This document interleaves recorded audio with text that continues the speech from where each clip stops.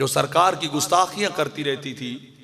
आक़ा अलैहिस्सलाम ने फरमाया, अपने कलमात में सरकार को सबो शतम करती थी, गलत कलमात कहती थी। फरमाया, कौन है जो मुझे उसको कत्ल करके राहत देगा? ये सरकार के कलिमात है। कौन जो उस गुस्ताखा को कत्ल करे, उस गुस्ताख औरत को कत्ल करे? एक गुलाम खड़े हुए, हुजूर मुझे इजाजत दे, मैं जाता हूं। जाओ। गुलाम गए, कबीले में चले गए, औरत को ढूंढा, ढूंढ के कत्ल कर दिया और कत्ल करके दौड़े दौड़े सरकार के पास है, हुजूर मैं आपकी वो गुस्ताखा को कत्ल कराया हूं। हुजूर जो आपके बारे में गलत कलमात कहती थी, जो अजीब अजीब बातें करती थी, मैं उसे कत्ल करके आया हूं। और वो पलट के आए और आके सरकार की बारगाह में जब ये खबर दी और साथ ही कहने लगे, हुजूर क्या मुझे फिर पकड़ोगी इस बात पे कि मैंने एक औरत को कत्ल कर दिया है?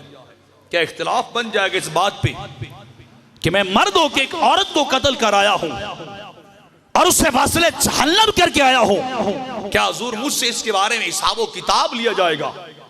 मुझसे इसके बारे में बातचीत की जाएगी, इन्वेस्टिगेशन की जाएगी? तो अल्लाह के नबी ने इरशाद फरमाया था, आमना के लाल ने फरमाया था, मेरे गुलाम पूछताछ तो बड़ी दूर की बात है, तुझसे सवाल होना तो बड़ी दूर की बात है। मैं तुझे बताता हूं, जब भी मेरी जात की बात आएगी, जब भी आमना के लाल की बारी आ जाएगी, फरमाया सारी खलकत एक तरफ, कभी दो जानवर भी मेरी जात पे इख्तिलाफ नहीं करेंगे। दो जानवर भी मेरी बात पे इख्तिलाफ, बोलिए सुभान अल्लाह।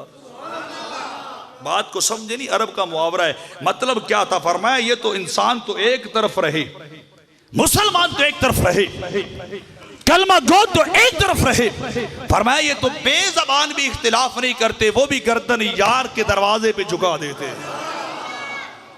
वो भी अपनी गर्दन इताअत को झुका देते हैं कि जब मेरी बात आती है, फरमाया तुझे कोई पूछने वाला नहीं है, तुझे भेजने वाला खुद मैं अल्लाह का रसूल था और मेरी ज़बान से निकलने वाले कलिमात, मेरे गुलाम तू जानता है, ये कलिमात और ये इरशादात ये मेरे नहीं हुआ करते हैं, ये इरशादात भी रब्बे कायनात की हुआ करते हैं।